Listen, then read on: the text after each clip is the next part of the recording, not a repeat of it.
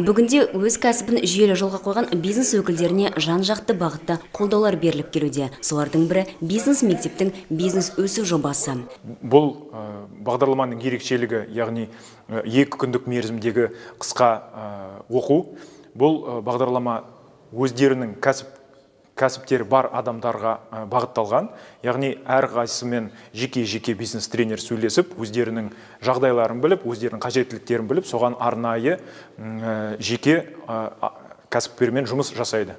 Бизнес саласына жаңадан бет бұрып, өз кәсібін дамытам деуші азаматтар үшін мұндай қысқа мерзімді курстар таптырмас мүмкіндік болса керек. Себебі мұнда кәсіпті қалай жүргізу, көрсететін қызметтерін қай бағытта ұсыну қажет деген сынды сауалдарға жауап алуға мүмкіндік бар. Бизнесімді қалай бастау, және оны қалай дамыту, жүргізу арға қарай, және қандай акциялар ұйымдастыру, және қандай реклама, және Инстаграмда қалай реклама жасауды, соларды өзім үйрендім.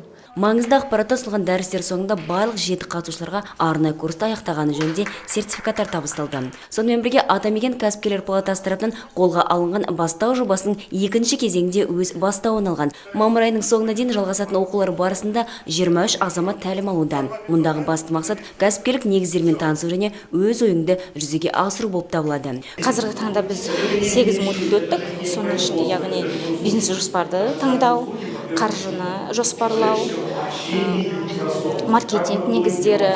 Осы жерде курста алып атқан тәлімімді, оқып білген тәлімімді алдағы уақытта өз кәсібімде, тәжірибемде қолданамын деп білемін. Көріп тұрғандай, жоба қатысушылары бизнес саласындағы білімдері мен тәжірибелерін жетілдіруде. Бір айдың көлемінде өткізетін дәрістер аяқталған соң, барлық тәлім алушылар өз жобаларын арнайы комиссия алдында қорғайтын болады. Айта кеткен жөн, Атамекен кәсіпкерлер палатасының бастау жобасы ағымдағы жылдың наурыз айында өз бастауын алып, жобаның алғашқы кезеңінде 27 жерлестеріміз өз жобаларын қорғаған болатын. Мамандардың ақпаратына сай, бүгінде дәл осы азаматтар бойынша қаржыландыру шаралары жүзеге аса бастаған сыңайлы.